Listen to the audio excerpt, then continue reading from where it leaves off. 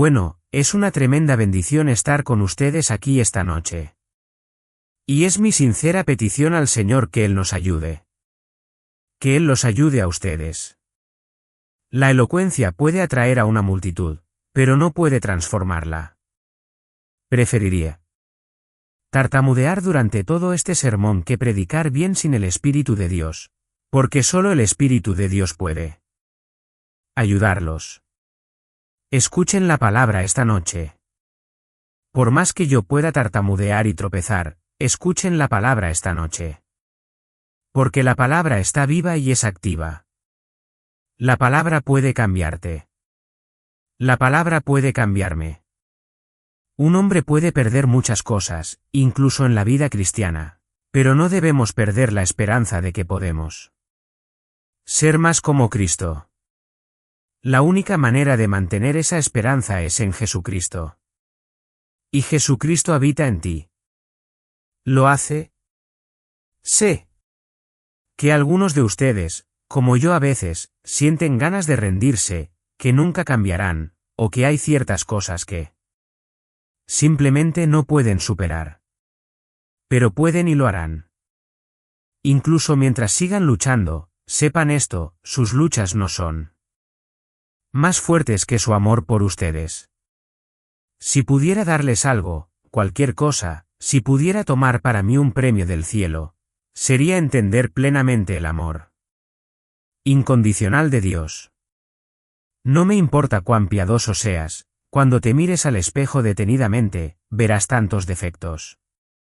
Descubrí que la única manera en que incluso el creyente más grande puede tener descanso es creer en Dios cuando Él dice, te amo. Te amo. Solo puedes sostener ese tipo de creencia no mirándote al espejo todo el tiempo, sino mirando en Él. Espejo de la palabra de Dios, creyendo lo que Él dice. Él te ha salvado. Él te guardará. Él viene por ti.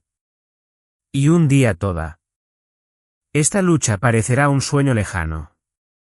Así que anímate porque ese es el propósito de este texto.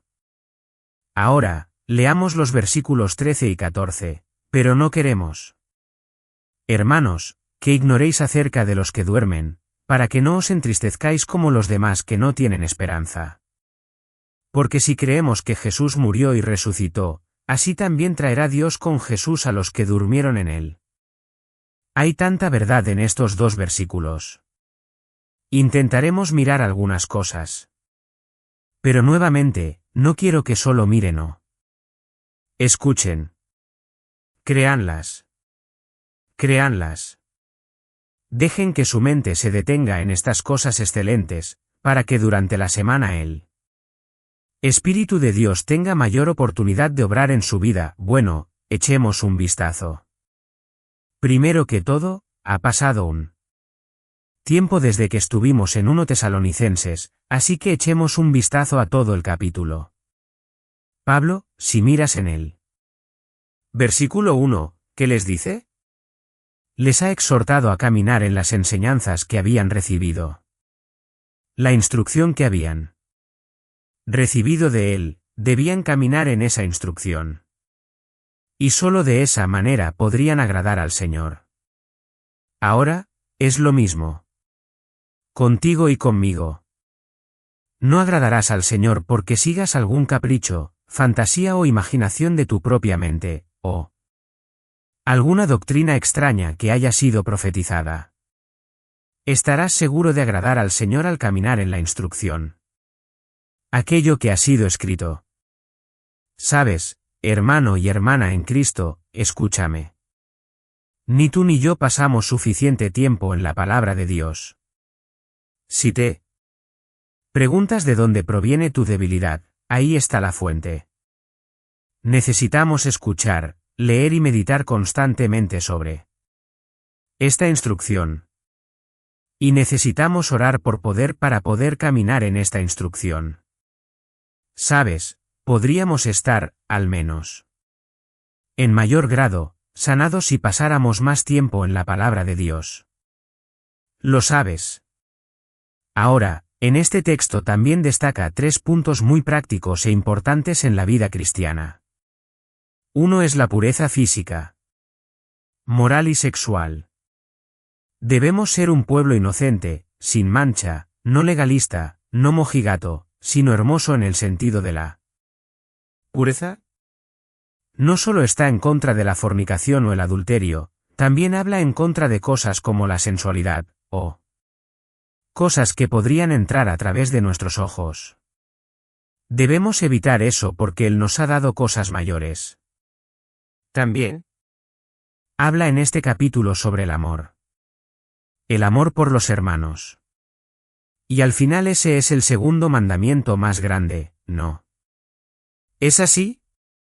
Amar a tus hermanos y hermanas en Cristo, al Señor tu Dios con todo tu corazón, a tu prójimo como a ti mismo, a tu prójimo como a tu hermano y hermana en Cristo.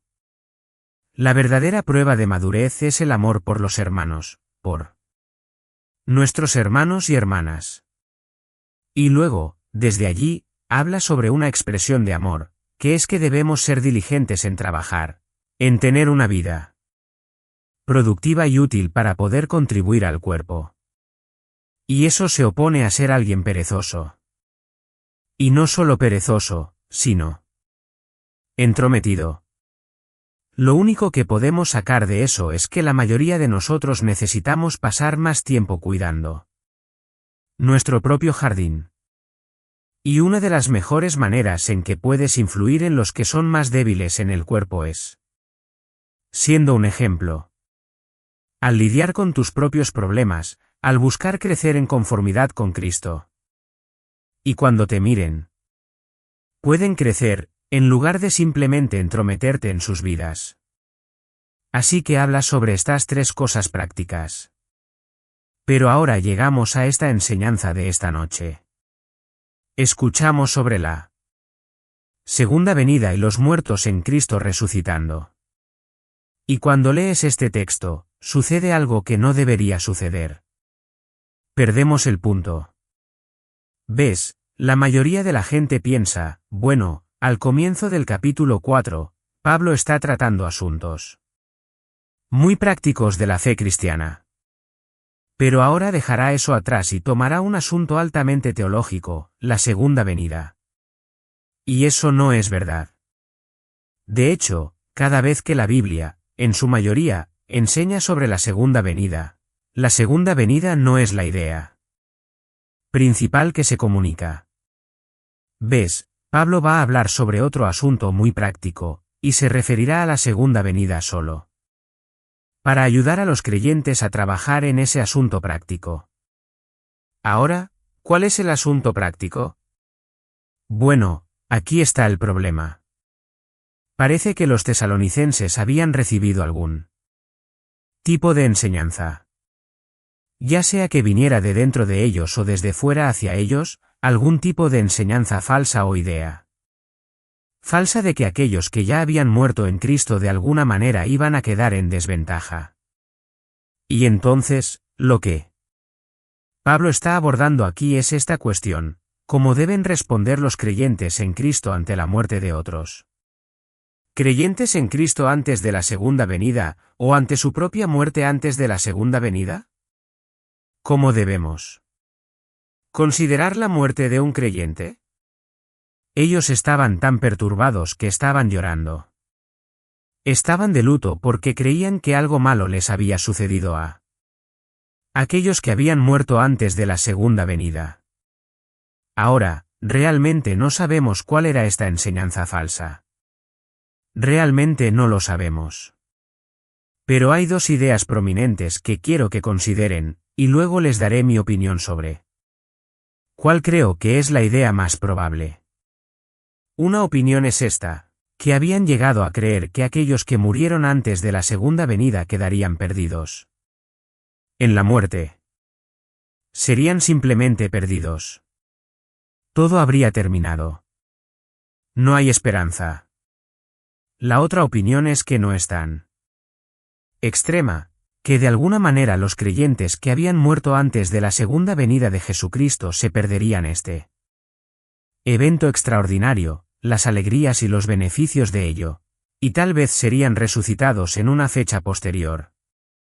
Ahora, ¿Cuál es cierta?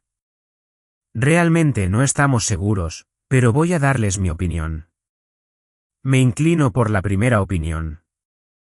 Probablemente, eso tiene más mi confianza. ¿Por qué? ¿Por qué creo que él está hablando sobre la creencia de que aquellos que murieron antes de Cristo estaban perdidos en la muerte? Bueno, solo mira el versículo 13. Dice, pero no. Queremos, hermanos, que ignoréis acerca de los que duermen, para que no os entristezcáis como los demás que no tienen esperanza. Ahora, mira lo que está diciendo. Está diciendo que están llorando como aquellos que no tienen esperanza. Después de la muerte. Eso suena muy, muy extremo. Además, quiero que piensen en esto. En 1 Corintios 15, ¿qué está ocurriendo? Estaban negando la resurrección del creyente.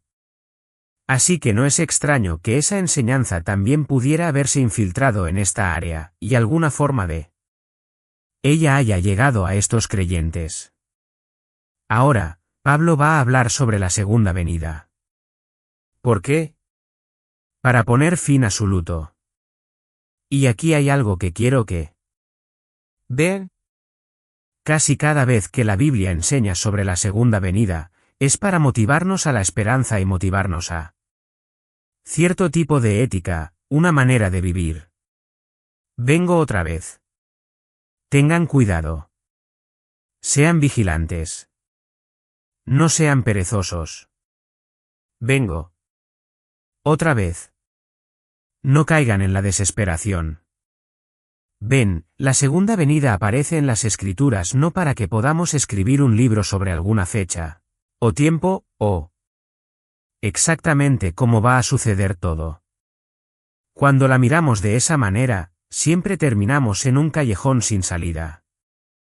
Pero la segunda venida viene a nosotros para darnos esperanza de que nuestra vida ni siquiera ha comenzado todavía, podríamos decir. Pero también para advertirnos, miren, mejor vivan para la eternidad. Miren, vengo. Otra vez, dice Jesús, y mi recompensa está conmigo. Daré a cada uno según lo que le corresponde, así que, cuando escuchamos sobre la segunda venida, no intentemos siempre descifrar los detalles, cuándo, dónde, cómo, qué. Sino, pensemos en esto, Él viene, así que tengo esperanza. Él viene, y por lo tanto necesito caminar con precaución. Necesito caminar como aquellos que no son de este mundo. Necesito caminar como aquellos que un día se encontrarán con su Señor y Rey. ¿De acuerdo? Ahora, hay algo sobre este texto, antes de entrar en él, que realmente quiero que vean, algo que muchas veces pasamos por alto. Porque parece que la idea de la segunda venida eclipsa todo, y nuestra atención se dirige inmediatamente hacia eso. Pero, ¿qué está pasando realmente aquí? Bueno, hay una verdad que quiero que vean aquí y que es absolutamente extraordinaria. ¿Y qué es? Amor. Ustedes dirán, amor, esto trata sobre la segunda venida. Bueno, aquí está lo que quiero que vean. Los tesalonicenses estaban bajo algún tipo de persecución. Ahora no sabemos exactamente el grado o el tipo de persecución, pero estaban sufriendo. Y hay algo acerca de los creyentes que sufren, sus ojos se elevan hacia arriba. Y cuando todo se pone fácil, ¿qué pasa? Sus ojos se dirigen hacia abajo. Vi esto en Perú, durante el tiempo de agitación social y la guerra con él. Sendero Luminoso. Las iglesias estaban llenas. Los creyentes se reunían casi todas las noches. Pero cuando eso terminó y la economía comenzó a crecer de nuevo, y las cosas se volvieron fáciles, ya no se veía el mismo tipo de comunión. Ya no se veía la misma perspectiva de la eternidad. Ahora, tú y yo vivimos en uno de los lugares más cómodos del mundo. Pero en ese momento, ellos no y ansiaban la segunda venida. Cuando la gente te persigue, quieres salir de ahí. Ellos anhelaban la segunda venida. Pero aquí está la verdad extraordinaria que quiero que veas, que simplemente me asombra. No podían soportar la idea. Estaban lamentando porque no podían soportar la idea de una bienaventuranza eterna en el cielo sin sus otros hermanos y hermanas en Cristo. Eso es. Cuántos se amaban unos a otros. Recuerda, Pablo habla sobre su amor.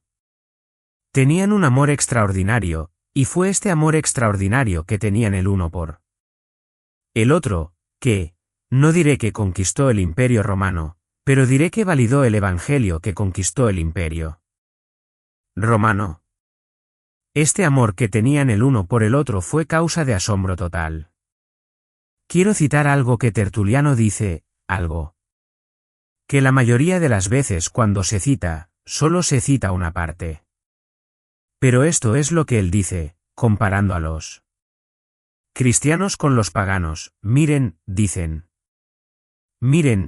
los paganos, cómo se aman unos a otros. Como los creyentes se aman unos a otros. Porque los mismos paganos se odian entre sí. Y miren cómo estos creyentes están listos para morir el uno por el otro, cuando los paganos están más listos para matarse entre ellos. ¿Ves? Esa era la diferencia. Esa era la diferencia. Por eso un querido amigo mío una vez escuchó a unos diáconos hablar sobre una pelea en la iglesia que casi se convertía en un combate físico. De hecho, puede que haya sucedido. Y algunos diáconos se levantaron y dijeron esto: hermanos, somos cristianos. No podemos golpearnos unos a otros. Bueno, esa no es una declaración verdadera. Habría sido más cierto decir esto: hermanos, si estamos golpeándonos unos a otros, no somos cristianos. ¿Lo ves? Porque una de las grandes marcas, si no la mayor marca, aparte de la fe, es el amor, y es por eso que, cuando miramos el juicio de las ovejas y los cabritos, ¿qué vemos? No es que las ovejas fueran salvadas porque amaron a las ovejas, sino que la evidencia de que fueron salvadas era que las ovejas amaron a las ovejas y se cuidaron unas a otras. Ahora, recuerden lo que dijo Jesús en Juan 1:35, en esto conocerán todos que sois mis discípulos, si os amáis unos a otros. Hermanos, no podemos evitar esto. Hermanas, no podemos evitar esto. Simplemente no podemos. Lo siento. Y si saben que alguien está en Cristo, pero debido a cierta inmadurez en su posición doctrinal se sienten enojados con ellos, necesitan arrepentirse de sus pecados. O si los consideran no tan santificados como ustedes, deben arrepentirse de sus pecados porque, en última instancia, es Cristo y la fe en Cristo lo que nos une. No alguna doctrina secundaria o ética secundaria. Ahora, sigamos. Dice en el versículo 13, pero no queremos, hermanos, que ignoréis acerca de los que duermen. Ahora, la palabra queremos aquí, cuando la escuchamos, suena algo superficial. Pensamos en algo como un deseo o un anhelo, pero en este contexto, lleva una idea mayor que algo superficial o pasivo. En este contexto, la idea es que vemos determinación, que Pablo está resuelto. Estoy decidido. Estoy decidido. ¿A qué? A que ya no sean ignorantes. ¿Y esa? Debería ser la forma en que los predicadores deben ser. Y, hasta cierto punto, todos nosotros, pastores y evangelistas. Nuestro gran deseo cuando estamos en el púlpito es que los creyentes no sean ignorantes. Así que, ven, no podemos construir una iglesia simplemente viniendo aquí y dándoles un montón de entusiasmo. Un montón de emoción. Pero debemos informarles. Informarles. Ahora, Pablo estaba decidido a que los tesalonicenses no vivieran en ignorancia con respecto a las doctrinas fundamentales de la fe cristiana. ¿De acuerdo? Ahora, la palabra ignorantes. Observemos esto por un momento porque realmente necesitan entenderlo. Proviene de la palabra griega agnoeo. Es una partícula negativa que significa no o ninguno. Y luego está la idea del gnosis, que es conocer o conocimiento. Significa sin conocimiento. Significa ser ignorante. Pero necesitan entender lo que la palabra ignorante significa. Ignorante no significa que alguien carezca de la capacidad mental o facultad para aprender. Eso no es lo que significa. Simplemente significa que carecen de conocimiento. Les falta instrucción. Ahora, la persona más inteligente podría ser ignorante en cierto contexto.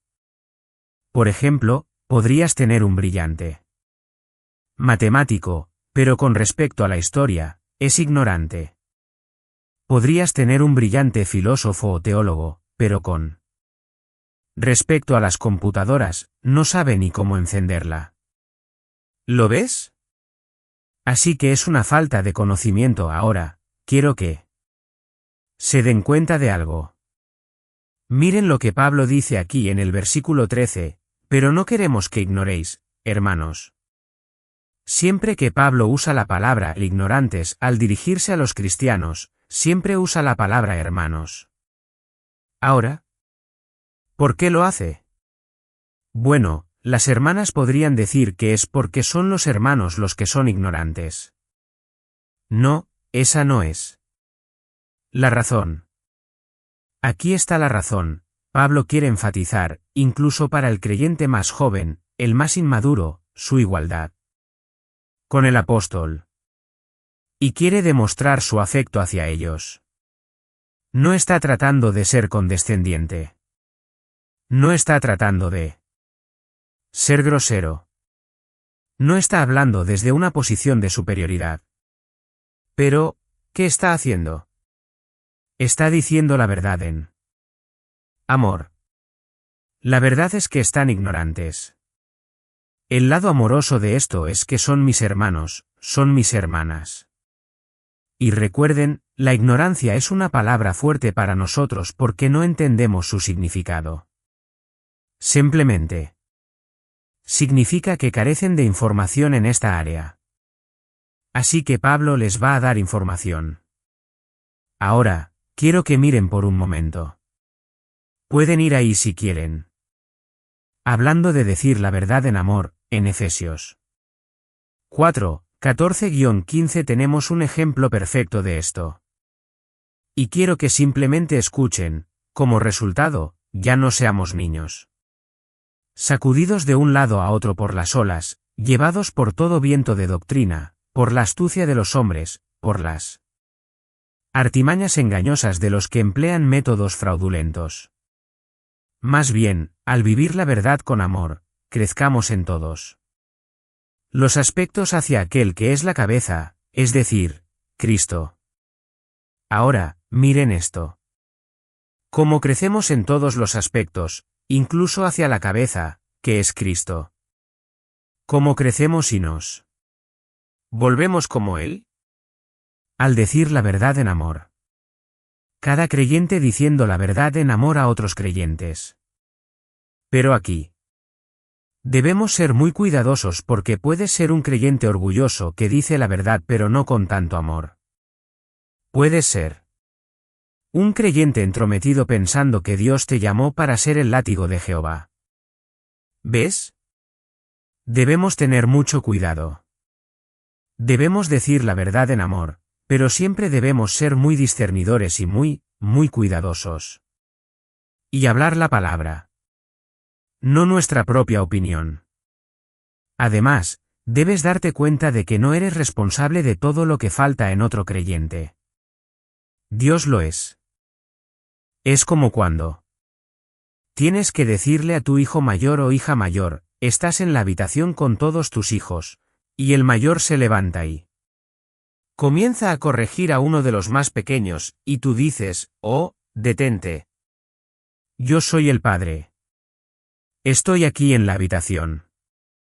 No tienes que hacer eso. Si yo no veo un problema, tú tampoco lo ves. ¿Lo ves? Por lo tanto, debemos ser cuidadosos cuando decimos la verdad en amor, pero es absolutamente necesario si vamos a crecer hacia la madurez. Ahora, miren esto también. Dice, ya no seamos niños. ¿Cómo puedes crecer de ser un niño a un adulto maduro? Al decir la verdad en amor y al escuchar la predicación, a creyentes maduros, a otros que dicen la verdad en amor a ti. Luego dice, no seamos llevados de aquí para allá por las olas, ni arrastrados por cualquier viento de doctrina. ¿Cómo puedes evitar ser llevado por cada viento de doctrina? Escuchando a creyentes maduros que demuestran su madurez a través del amor y la paciencia. Escuchándolos cuando abren las Escrituras. Escuchando la predicación sólida. Estudiándola. Palabra tú mismo. Porque cada vez que lees la palabra, Dios está hablando la verdad en amor. Y luego dice esto, por la astucia de los hombres, por las artimañas engañosas de aquellos que emplean métodos fraudulentos. A menudo, un creyente en su orgullo no escucha. Y entonces, ¿qué hacen al negarse a escuchar a otros que están hablando a sus vidas? Se alejan y se aíslan. ¿Y cuando hacen eso? Bueno, no sé si saben cómo cazan los lobos. Pero así es como cazan. Los lobos no atacan a toda una manada de caribúes. Persiguen a los caribúes hasta que uno se separa. El cojo, el débil, el herido, y a ese es al que atacan. Ahora, cuando digo que no debes aislarte, no estoy diciendo en absoluto que si eres miembro de esta iglesia y te conviertes en miembro de otra iglesia, te estás aislando de nosotros. No. Eso no es de lo que estoy hablando. Eso sería un culto. De lo que estoy hablando es de cuando te alejas de otros creyentes y ya no quieres escucharles. Ahora, a veces, sin embargo, nos damos cuenta de que incluso los creyentes pueden estar equivocados al hablar con nosotros. Así que debemos ser muy discernidores. Necesitamos tener una multitud de consejeros. Pero si vamos a crecer hacia la madurez, si no vamos a ser ignorantes, nos necesitamos unos a otros. ¿Y saben qué? El pastor predicador necesita a los miembros tanto como los miembros necesitan al pastor predicador. Y, a veces, el más joven del rebaño puede venir al mayor del rebaño y señalarle algo que está mal, y el mayor debe escuchar. Todos necesitamos escuchar. Todos nos necesitamos unos a otros. Ahora, quiero plantear algunas verdades sobre la ignorancia bíblica, sobre la ignorancia tal como la vemos en las Escrituras. En primer lugar, con el nuevo nacimiento se nos da la capacidad de conocer a Dios. Quiero que entiendan eso. Con el nuevo nacimiento, todos somos dotados de la facultad, la capacidad necesaria, podríamos decir, para conocer a Dios y conocer su voluntad. Escuchen lo que Jesús dice en Juan 6:45, escrito está en los profetas, y todos serán enseñados por Dios. Ahora, esta es una gran promesa del nuevo pacto, que cada hijo de Dios será enseñado por Dios. No significa que todos seamos grandes eruditos de hebreo o teólogos, pero sí significa que cada creyente tiene la capacidad de saber lo suficiente sobre Dios y su voluntad como para caminar de manera que sea agradable a Dios y beneficiosa para otros. Ahora, observemos esto rápidamente. ¿Por qué dice Jesús descrito está en los profetas? Bueno, está escrito en los profetas porque en Isaías 54:13 dice, todos tus hijos serán enseñados por el Señor, y grande será la paz de tus hijos. ¿Por qué será grande la paz de los hijos?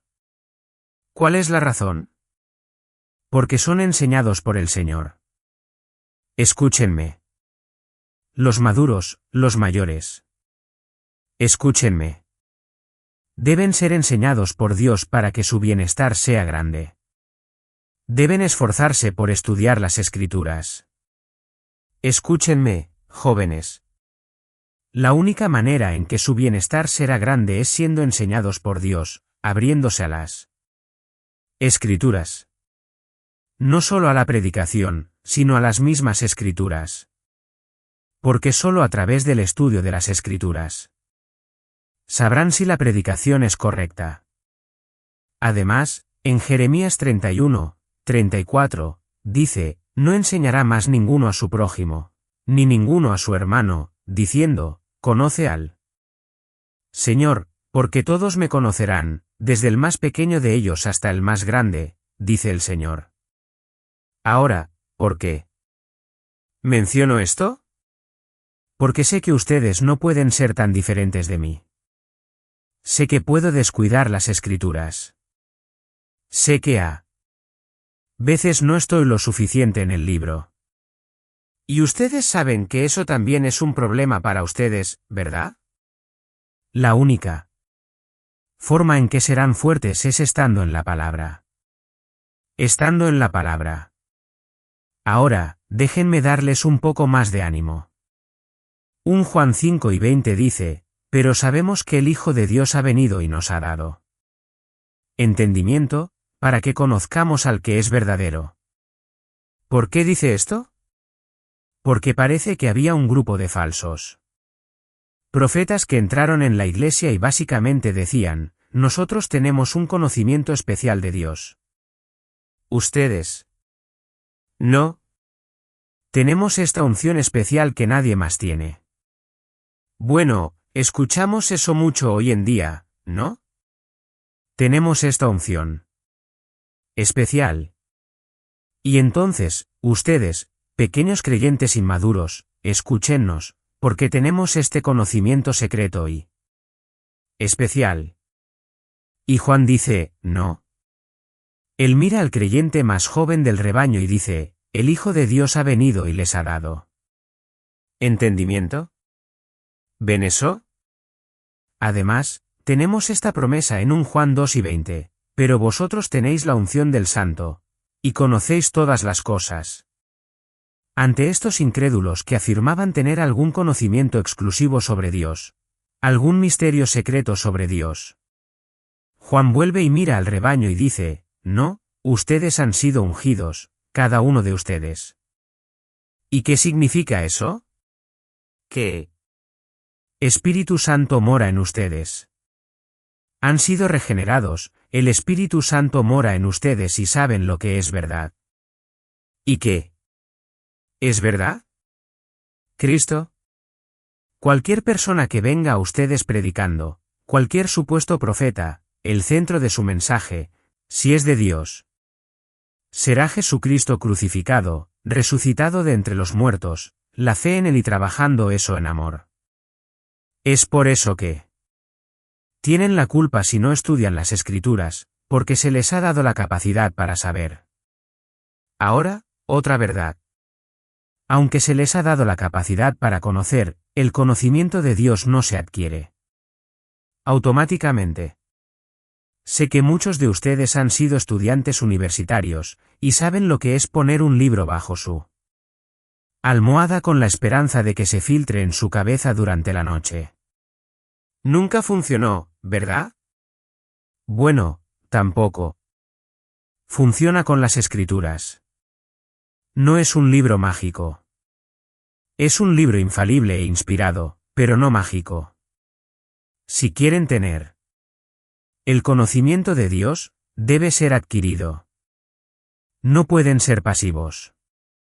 Ahora dirán, bueno, ¿cuál es el medio principal para conocer a Dios? ¿Cuál es el medio principal? Las Escrituras. Las Escrituras, lo saben. Pero necesitan que se les recuerde esto una y otra vez, así como yo necesito que me lo recuerden. Una y otra vez. Escuchen 2 Timoteo 2:15, procura con diligencia presentarte a Dios aprobado, como obrero que no tiene de qué avergonzarse, que usa bien la palabra de verdad. Si no manejan bien la palabra de verdad, no pueden actuar con precisión, no pueden vivir con precisión. No pueden, porque no tienen una meta. No tienen un estándar que sea bíblico, eterno y verdadero. Ahora, otro modo, y ya he mencionado esto antes, así que no voy a profundizar mucho más. Pero cuando pensamos en cómo podemos crecer en el conocimiento de Dios, siempre pensamos, la palabra, la palabra, la palabra. Y eso es cierto y es primario. Pero también quiero mencionar la verdadera comunión. No vemos en el Nuevo Testamento lobos solitarios aprendiendo todo tipo de cosas por sí mismos. Aunque debemos estudiar solos, por nuestra cuenta, y llegar a conclusiones.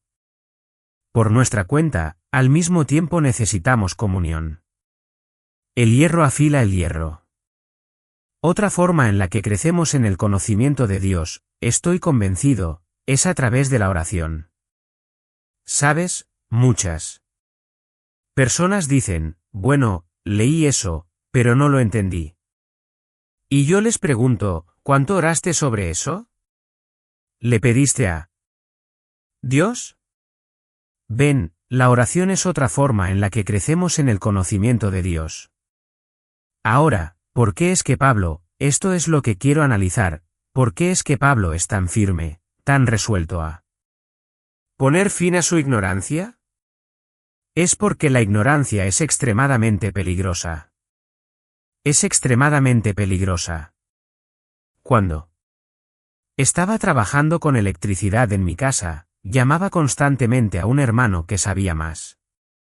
¿Por qué? ¿Por qué? Trabajar con electricidad es realmente peligroso si no sabes lo que estás haciendo. Esa falta de conocimiento puede ser peligrosa. Ahora, quiero darles 3 palabras importantes. No las menciono solo porque suenan impresionantes, sino porque son realmente significativas. Las palabras son ortodoxia, doxología y praxis. Primero, la ortodoxia. ¿Qué significa ortodoxia?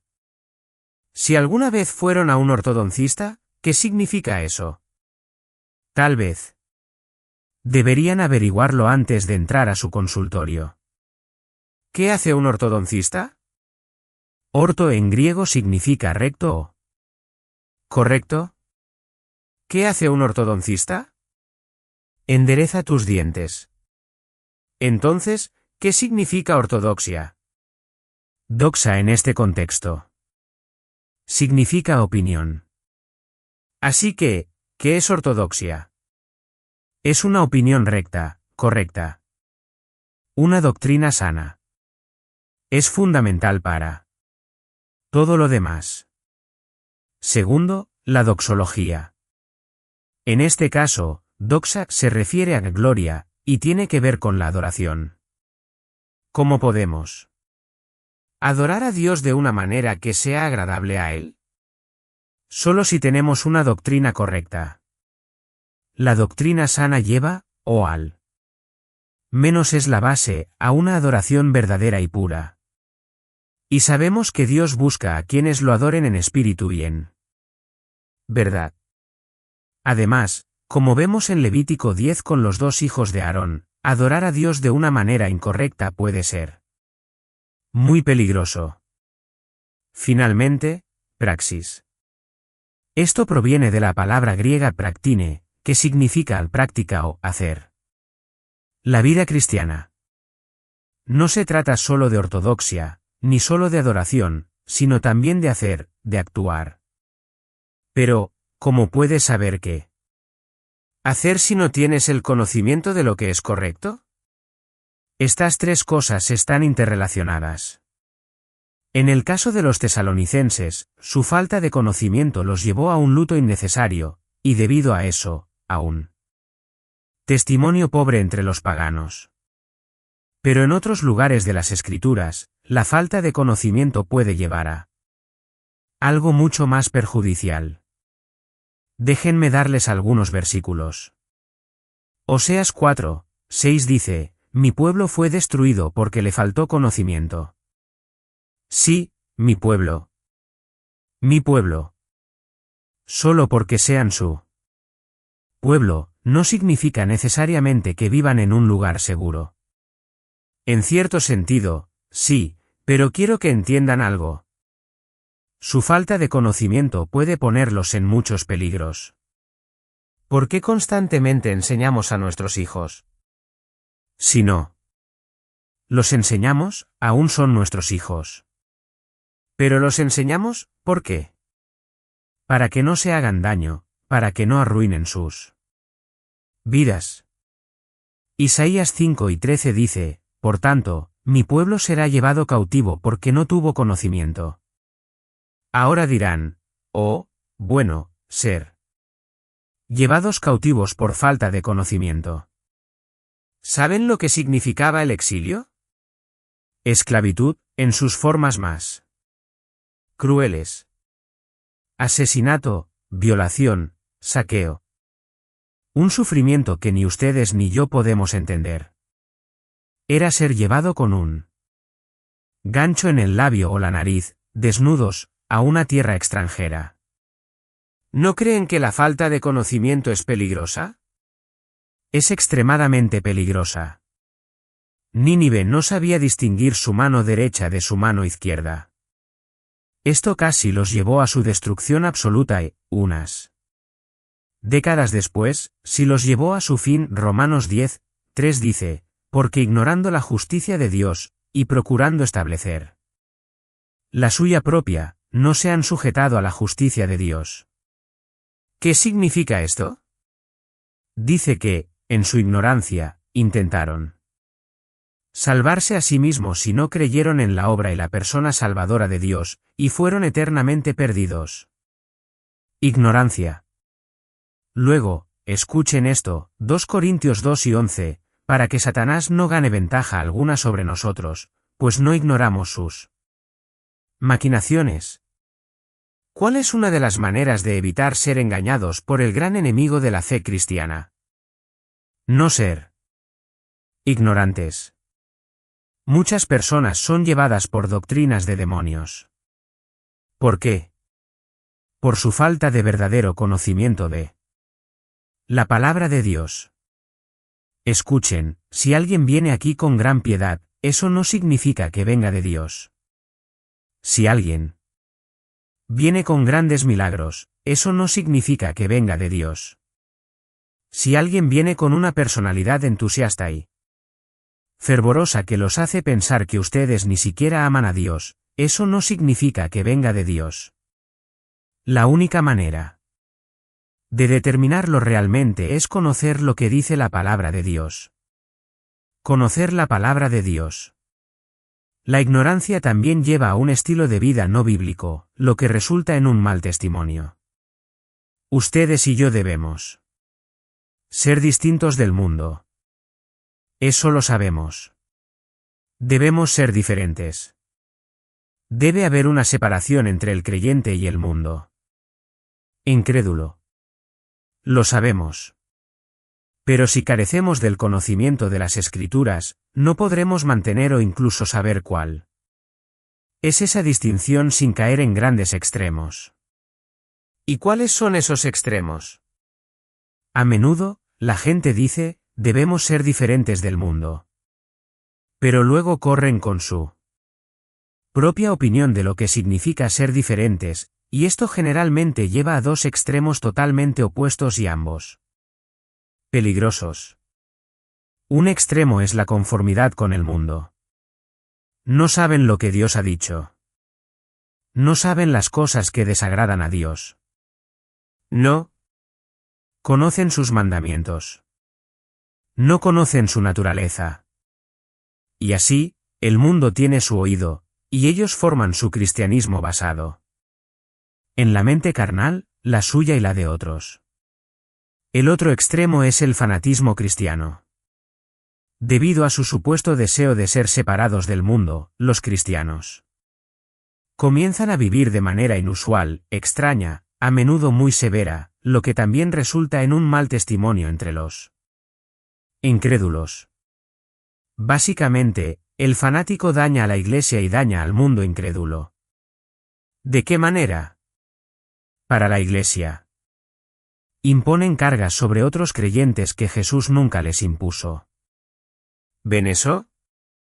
Crean reglas que Jesús nunca estableció. Y, como los fariseos en el tiempo de Jesús, imponen cargas pesadas a los demás. Para el incrédulo, el fanático pone obstáculos frente a ellos, de modo que tropiezan con el cristianismo antes de siquiera tropezar con el Evangelio. Lo único con lo que el incrédulo debería tropezar es con el Evangelio que proclamamos. Pero muchas veces, si añadimos al Evangelio una cantidad de reglas y detalles innecesarios, tropiezan y dicen, eso es una locura, y nunca tropiezan con lo que deberían, el Evangelio de Jesucristo. Es por eso que en esta Iglesia, aunque podamos ser diferentes en muchas maneras y tengamos diferentes expresiones, hay algo que no puede ser tolerado. Lo que debemos proclamar es a Jesucristo crucificado y resucitado de entre los muertos. Nuestra esperanza y la esperanza del mundo se encuentran en eso, no en algún pequeño detalle o peculiaridad que podamos tener. Jesucristo. Ahora, también quiero decir esto. Muchas veces vemos la ignorancia como una discapacidad, y vemos a la persona ignorante como una víctima. ¿Es eso cierto? No lo vemos tanto como un pecado. Decimos, bueno, no saben algo, es una discapacidad. Son víctimas de su falta de conocimiento. Pero la Biblia nunca lo ve de esa manera. Ahora, miren, todos nacemos en el cristianismo como bebés, inmaduros, capaces de hacer cosas realmente ridículas. Pero en las Escrituras, ninguno de nosotros está supuesto a quedarse así. Nuestra ignorancia sobre las cosas de Dios debe ser gradualmente reemplazada por el verdadero conocimiento de Dios. Y si no es así, la Biblia coloca la culpa sobre nuestros hombros. ¿Por qué? Porque se nos ha dado la facultad para conocerlo y conocer su voluntad. De nuevo, no estoy diciendo que todos los creyentes alcancen el mismo nivel de conocimiento y entendimiento. En mi vida, he conocido mentes extraordinarias, personas que parecen captar conceptos que ni siquiera puedo comenzar a comprender. Pero lo que sí estoy diciendo es que todos los creyentes tienen la capacidad para saber lo suficiente acerca de Dios y su voluntad como para vivir de una manera hermosa y conforme a Él. La culpa recae sobre nosotros. 1 Corintios 3:34 dice, velad debidamente, y no pequéis, porque algunos no conocen a Dios, para vergüenza vuestra lo digo. Ellos no conocían a Dios. Él no dice, son víctimas, pobres personas, vengan a mí y los ayudaré. Dice, no. Deberían saberlo mejor. Deberían saberlo mejor. Ahora, por supuesto, debemos ser cuidadosos, especialmente con los nuevos creyentes en Cristo. Pero llega un punto en él que necesitas decirle a un creyente, mira, realmente deberías saberlo mejor. Deberías. Escuchen Hebreos 5, 12-14, porque debiendo ser ya maestros después de tanto tiempo, tenéis necesidad de que se os vuelva a enseñar cuáles son los primeros rudimentos de las palabras de Dios, y habéis llegado a ser tales que tenéis necesidad de leche, y no de alimento sólido. ¿Ven eso? Él no les está dando excusas. Les está diciendo, miren, a estas alturas. Ya deberían ser maestros. Deberían estar comiendo carne, deberían estar enseñando, pero todavía son bebés que solo pueden tomar leche. Padres, ¿no les decimos eso a veces a nuestros hijos, quizás de otra forma? Ya tienes la edad suficiente, deberías entender. Bueno, médico, cúrate a ti mismo. Después de algunos años en la fe, no deberíamos ser arrastrados y llevados por la ignorancia, sino que deberíamos estar creciendo en la gracia y el conocimiento de nuestro Señor y Salvador Jesucristo. Y todos tienen la capacidad para ello, y todos son responsables de ello. Mateo 1:19 dice, cuando alguno oye la palabra del reino y no la entiende, viene el malo y arrebata lo que fue sembrado en su corazón. Este es aquel en quien se sembró la semilla junto al camino. Cuando era un creyente joven, tenía muchos problemas con este texto. Decía, Señor, simplemente no entendieron. Están siendo juzgados porque no entendieron lo que ¿escucharon? Necesitamos entender el contexto, necesitamos entender la palabra misma. La idea aquí es más bien esta, ¿no? Consideraron suficientemente importante investigarlo, y vino el juicio. Hay un himno que cantamos que dice que estas son palabras de vida. Como solían decir los predicadores antiguos, el polvo de este libro es oro. Ahora, no quiero hacerlos sentir tristes. No quiero amontonarle condenación. No quiero reprenderlos. Quiero que sean felices en el Señor. Quiero que estén llenos de expectativas por lo que Él hará. Pero para que Él haga lo que va a hacer, a veces necesitan escuchar lo que les estoy diciendo, ustedes son responsables de estudiar la palabra de Dios. Son responsables. Y por nuestra ignorancia en los fundamentos de la fe, después de un tiempo, ya no hay excusa para ello. Pero, ¿no es maravilloso saber que todos podemos crecer en la gracia y el conocimiento de nuestro Señor y Salvador Jesucristo? Y que las promesas que se les dieron a los apóstoles también se ¿nos dan a nosotros? Eso es maravilloso.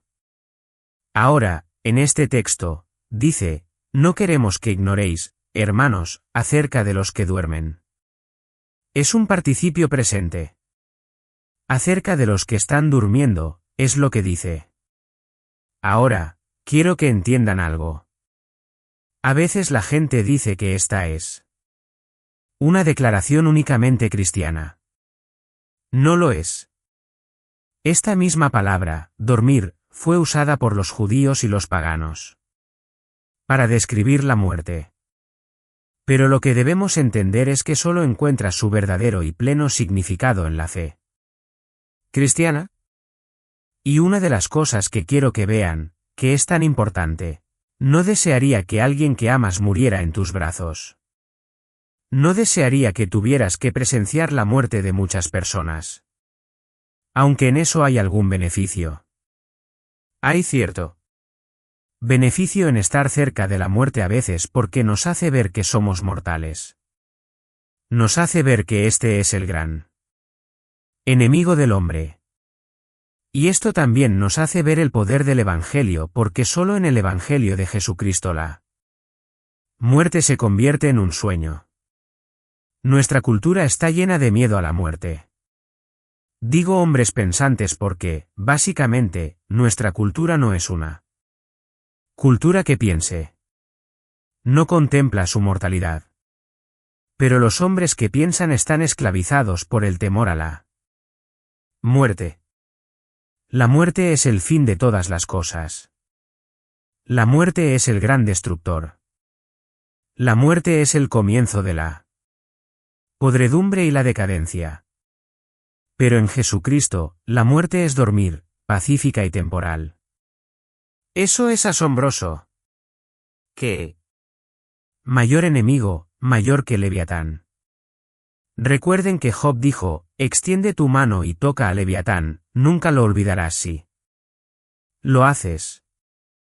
Bueno, hay uno mayor que Leviatán, la muerte. Porque incluso Leviatán está sujeto a la muerte. Pero Jesús, ¿puede él domar a Leviatán? Leviatán es su mascota. ¿Puede domar a la muerte? Él la convierte en sueño. Ahora, debido a este texto, algunas organizaciones religiosas sostienen la creencia llamada sueño del alma. ¿Quiere informarles sobre esto? Esta creencia dice que cuando alguien muere, su cuerpo va a la tumba y también su alma permanece allí, dormida, hasta la resurrección. Eso no es lo que este texto está enseñando, y no es lo que Pablo quiere decir con dormir. Ustedes preguntarán, ¿cómo lo sabes? Por la ley de no contradicción. Una de las cosas más importantes que pueden aprender al estudiar las Escrituras es que ninguna doctrina o versículo contradice a otro. Hay perfecta armonía en la palabra de Dios porque, de hecho, es perfecta. Veamos algunos textos. Filipenses 1, 22-23, más si el vivir en la carne resulta para mí en beneficio de la obra. No sé. Entonces, ¿qué escoger? Porque de ambas cosas estoy puesto en estrecho, teniendo deseo de partir y estar con Cristo, lo cual es muchísimo mejor. Para Pablo, partir del cuerpo era estar con Cristo. No era quedarse dormido en la tumba. También en 2 Corintios 5, 6-9, así que vivimos confiados siempre, y sabiendo que entre tanto que estamos en el cuerpo, estamos ausentes del Señor, porque por fe andamos, no por vista, pero confiamos, y más quisiéramos estar ausentes del cuerpo, y presentes al Señor. Por tanto, procuramos también, o ausentes o presentes, serle agradables. De nuevo vemos que estar en el cuerpo es, en cierto sentido, estar lejos del Señor. Salir del cuerpo, partir, significa estar con Él. Señor. Estos son textos claros que muestran que cuando alguien muere, el cuerpo del santo va a la tumba, pero su alma va a Dios, donde es guardada. Ahora, quiero que observen algo aquí. Y de nuevo, tengo demasiada información y probablemente estoy hablando demasiado tiempo, pero vamos a soportarlo. Hace frío afuera, es mejor estar aquí donde está cálido. Así que sigamos adelante. Dice, pero no queremos que ignoréis, hermanos, acerca de los que duermen, para que no os entristezcáis como los demás, que no tienen esperanza. ¿Entristezcáis? Hay imágenes dentro del catolicismo, y no estoy tratando de decir que son correctas o algo por el estilo, pero tampoco quiero que sean mal entendidas. Verán imágenes e incluso estatuas de un supuesto santo sosteniendo un cráneo. Y pensarán, eso es mórbido. Y, en cierto sentido, lo es. Pero por favor, entiendan lo que están tratando de comunicar, hombres serios, solemnes, sabios y piadosos contemplando su mortalidad. Sabiendo que esta vida en este planeta es extremadamente corta en cierto sentido, es una causa de tristeza. Y ellos estaban entristecidos. Entristecerse significa estar lleno de dolor o incluso ser arrojado al dolor. Ellos estaban de luto. Ahora quiero decir algo sobre este luto. Quiero decir un par de cosas. En primer lugar, quiero que entiendan que no solo existen acciones y actitudes pecaminosas, sino también emociones pecaminosas. Ahora bien, no siempre está mal llorar. No. Siempre está mal temer. No siempre está mal enojarse. Pero estas emociones se convierten en pecado cuando contradicen la palabra de Dios y cuando surgen de la ignorancia, la desobediencia o la falta de fe. Quiero analizar estas tres causas por un momento. Primero, la ignorancia. Lo vemos aquí en nuestro texto. Los tesalonicenses estaban afligidos de una manera que no era agradable a Dios porque estaban afligidos debido a su ignorancia con respecto al plan y las promesas de Dios. ¿Ven eso? Su aflicción no era bíblica y era el resultado de una falta de conocimiento. En segundo lugar, está la aflicción que surge de la desobediencia. ¿Qué quiero decir con esto?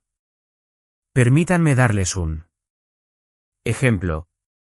Cuando un cristiano está enojado, no siempre es pecado, pero la Biblia es clara, cuando un cristiano permite que el pecado habite en su corazón, está en desobediencia. La Escritura dice, airaos, pero no pequéis, no se ponga el sol sobre vuestro enojo. Entonces, cuando permites que el enojo permanezca en tu corazón, es una emoción que surge de la desobediencia. Estás siendo desobediente. Y luego están las emociones que surgen de la falta de fe. En mi opinión, estas son las más lamentables y las que hablan más fuertemente en contra de Dios. Cuando escucho a creyentes decir cosas como, creo que Dios me ha abandonado o no. Creo que Dios me ayudará, eso es incredulidad, ¿saben? En relación con las promesas directas de Dios, eso es incredulidad. Pero también quiero que vean algo, este tipo de incredulidad, especialmente, es una acusación contra Dios. Es atacar directamente el carácter de Dios. A veces nos sumimos en una autocompasión y decimos, creo que Dios no me ayudará. ¿Saben lo que están diciendo? Están diciendo, Dios es un mentiroso, porque Dios dijo que los ayudaría. Decir, Dios no me ayudará es, en esencia, acusar a Dios de ser un mentiroso. O cuando alguien dice, no creo que Dios pueda usarme. De nuevo, tal vez estén buscando compasión, pero en realidad están mintiendo acerca de Dios. Simplemente están mintiendo. Y necesitan detenerse. Y es por eso que, como cristianos, entiéndanme, se requiere una gran sabiduría cuando aconsejan o discipulan a alguien. A veces necesitan sentarse y simplemente guardar silencio. A veces necesitan poner un brazo alrededor de esa persona. A veces necesitan decir palabras gentiles de consuelo. Y, a veces, necesitan decir, mira, eso es pecado. Simplemente es pecado, y necesitas dejar de hacerlo. ¿Entienden? Pero se requiere un corazón discernidor, entrenado en las Escrituras. Y en la práctica de las Escrituras, para hacer eso. Sean muy cautelosos. Ahora, quiero dar una palabra de advertencia contra la superespiritualidad. Este es el primer sermón que predico aquí en 6 meses, así que el próximo será más corto. Pero una advertencia contra la superespiritualidad, no siempre es antibíblico o inapropiado llorar. De hecho, es inapropiado si no lo haces. Personalmente, y tal vez porque soy menos espiritual, no soporto la superespiritualidad. Este pensamiento de, ¿por qué estás llorando? Son creyentes en Cristo. ¿Por qué estoy llorando? Porque Dios dice que incluso esta vida en el planeta es preciosa y no voy a verlos por un largo tiempo. ¿Por qué estoy llorando? Bueno, porque eran jóvenes, y tenía ideas de que tal vez habría más que podrían hacer. En el nombre de Cristo. ¿Ven? No está mal llorar. Lo que está mal es llorar sin esperanza o expectativa. ¿No creen que ellos resucitarán? Sí. Creo que resucitarán, pero aún así me duele. Los extraño. Por lo tanto, no sean superespirituales y no vayan a los funerales diciéndoles a las personas, eran creyentes. Así que, guarda tus lágrimas. Díganles, llora, pero nunca pierdas la esperanza. Hay una resurrección. Los verás nuevamente. Déjenme darles algunos textos bíblicos para esto. Eclesiastés 3, 4 dice, tiempo de llorar, y tiempo de reír, tiempo de lamentarse, y tiempo de bailar. Sí, incluso para los bautistas, hay tiempo para bailar. ¿Ven eso? Sé que todos somos diferentes en cuanto a cómo expresamos nuestras emociones, pero no sean personas frías, sin sentimiento ni pasión. No. Sean así. No deberíamos ser exagerados, por supuesto, pero hay un tiempo para todo. Pablo dice en Filipenses 2 y 27, pues, en verdad estuvo enfermo a punto de morir, pero Dios tuvo misericordia de él, y no solamente de él, sino también de mí. Para que yo no tuviese tristeza sobre tristeza. Puedo imaginarme a alguien diciéndole hoy a Pablo, ¿cuál es tu problema, Pablo? ¿Tristeza sobre tristeza? ¿Acaso no crees en la resurrección? Y Pablo respondería, sí, creo en la resurrección, pero aún así habría tenido tristeza sobre tristeza si mi hermano hubiera partido. Lo necesitaba. Era un consuelo para mí. ¿Acaso no es Dios tu consuelo? Sí, Dios es mi consuelo, pero necesito tanto a mis hermanos. Soy tan frágil y quiero que estén conmigo, y yo con ellos. Luego dice en este texto, para que no os entristezcáis como los demás que no tienen esperanza. Como los demás que no tienen esperanza. Ahora, miren esa palabra los demás, o el resto. ¿Se dan cuenta de lo que está diciendo? Está dividiendo a toda la humanidad en dos grupos. Esto es asombroso. Hablas de simplicidad y poder. Está dividiendo a toda la humanidad en dos grupos, aquellos que están en Cristo y aquellos que están fuera de Cristo, aquellos que tienen esperanza frente a la muerte y aquellos que no tienen esperanza alguna frente a la muerte. ¿Ninguna? Piensen en eso. Solo dos grupos de personas en el planeta. ¿Qué significa no tener esperanza? Aquí les explico, no pueden tener una expectativa razonable y confiada más allá de la muerte. Muchos de ustedes son más jóvenes que yo. Pero permítanme decirles algo. Es asombroso cuando llegas a mi edad. 53 años. Lo que es asombroso es que ves a héroes, héroes del deporte, las personas más ricas del planeta, estrellas de cine, grandes cantantes, los hermosos, los guapos. Todas esas personas que, cuando yo tenía 20 años, eran literalmente el centro de atención del mundo por su belleza, su fuerza, su riqueza.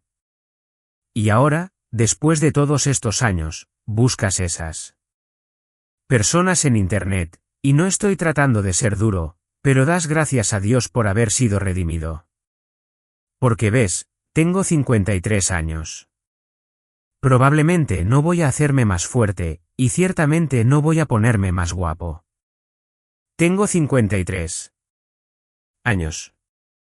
Estoy descendiendo la colina, más rápido de lo que probablemente me gustaría. Así que, ¿qué sería estar a los 53 años y saber que toda mi fuerza, toda mi belleza, todo lo que alguna vez tuve, ya está detrás de mí? ¿Qué tengo para esperar? ¿Un asilo de ancianos? Pero ven, cuando mi vida y su vida lleguen a su fin, es el comienzo.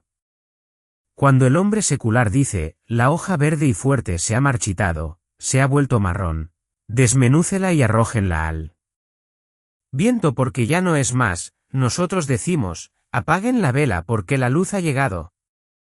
Apaguen la vela porque la verdadera luz está aquí. Oh, hermanos, esto es algo maravilloso. Pero Pablo dice que estas personas no tienen ninguna expectativa razonable o confiada más allá de la muerte. ¿Saben por qué? Les voy a dar una de las descripciones más tristes de un ser humano en la Biblia.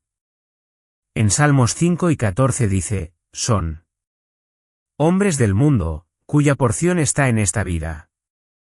Son hombres del mundo.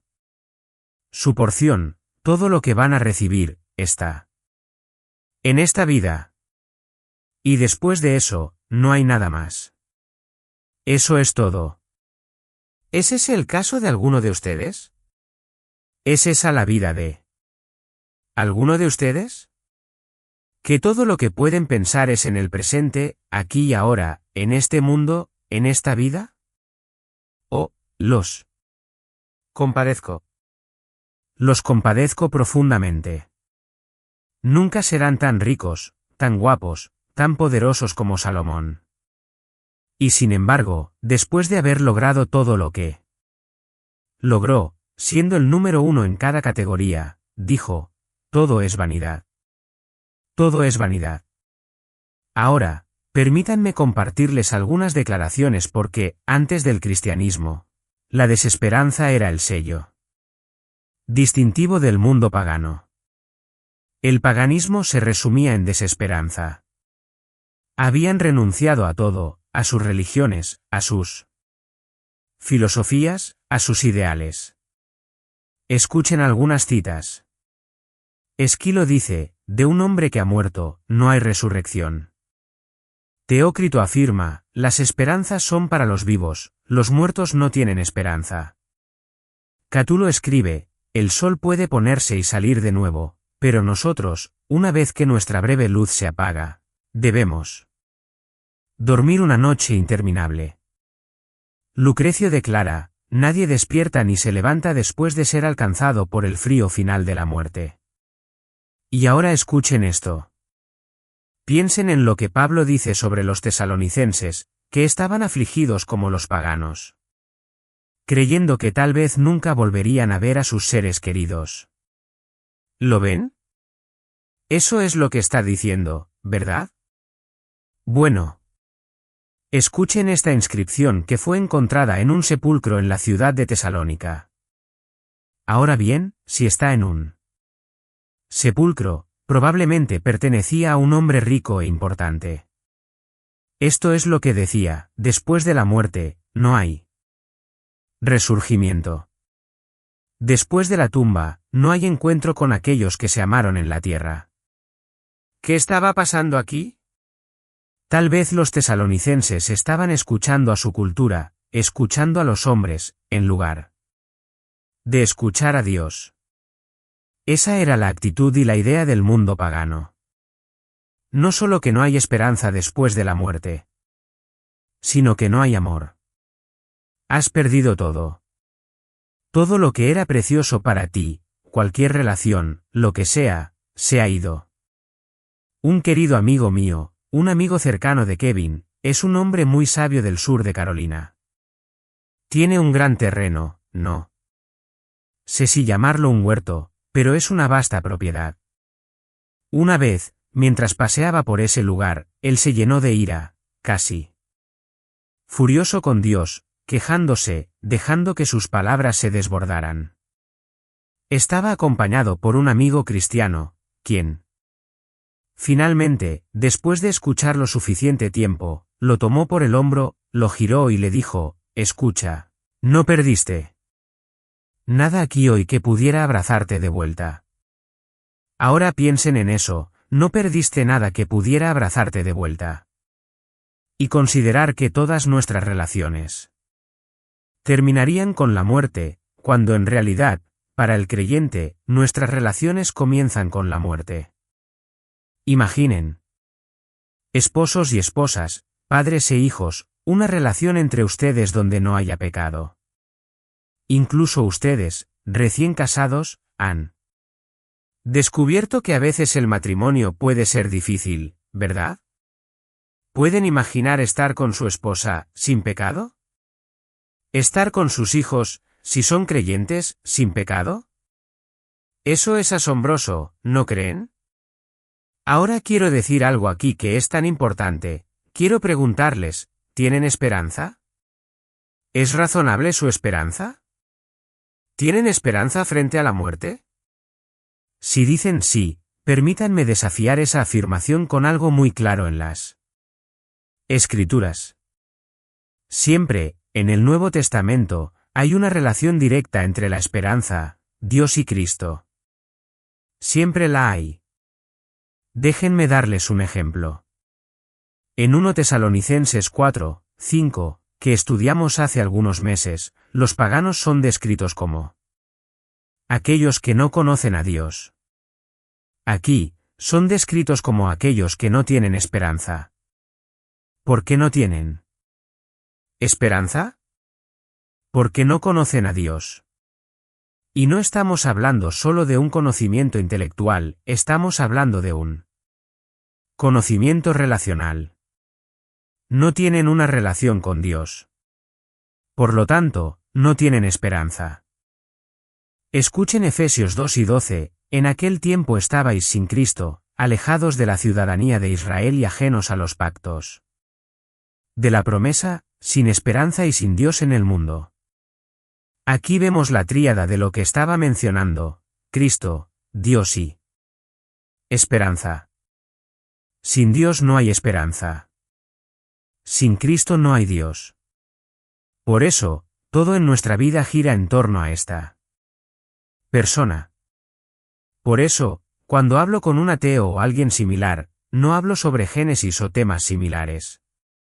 Voy directo al corazón del asunto: ¿quién era Jesús de Nazaret?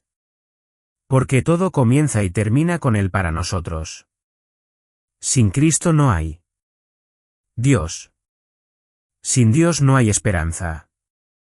Y si creen que la hay, se engañan a ustedes mismos, les ruego, si no tienen una esperanza confiada en Jesucristo, si no están aferrados al que venció la muerte, no tienen esperanza. No tienen nada. Pero incluso si son el más débil, el más insignificante, y aún así esperan en él, tienen un ancla dentro del velo.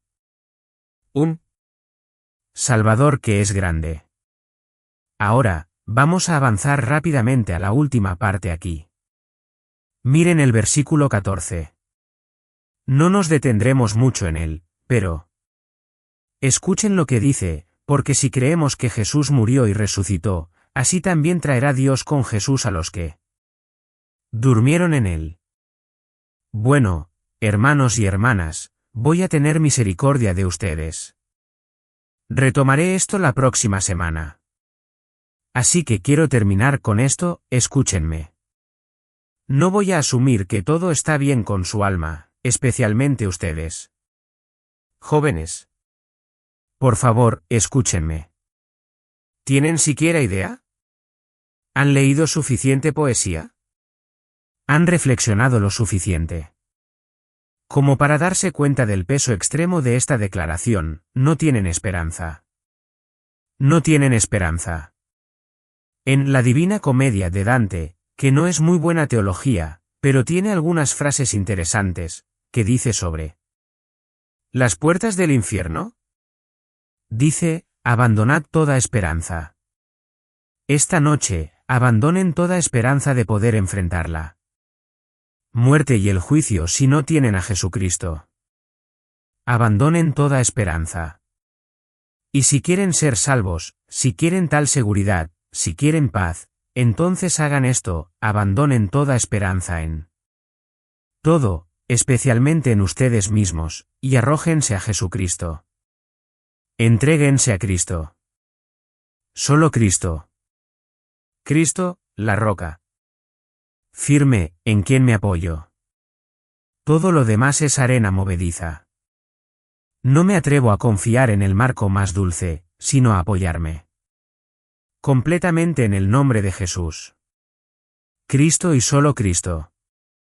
Solo hay un mandato para abrir la puerta de la gloria, y es este: creo en Cristo crucificado y resucitado de entre los muertos. Por lo tanto, abrid las puertas eternas. ¿Ven eso? No esperen, no demoren, no piensen que tienen un minuto, una hora o un día más. Confíen en Cristo. No piensen que son demasiado viejos. No piensen que son demasiado jóvenes. No piensen que están demasiado lejos o demasiado cerca. Judas besó la puerta del cielo y fue directo al infierno. Eso muestra lo cerca que pueden estar de Jesús y aún así estar condenados. Confíen en Cristo. Confíen en Él. Oremos. Padre, gracias por tu palabra y gracias por tu pueblo. Oh, Señor, bendícelos. Bendícelos. Bendícelos. Bendícelos, Señor. Bendícelos con un mayor hambre por ti a través de la palabra y la oración, a través de la comunión, con una mayor conformidad, y Señor, con una mayor esperanza. Deseo para ellos esperanza, Señor. Oro por ellos esperanza, porque donde muere la esperanza, todo se marchita.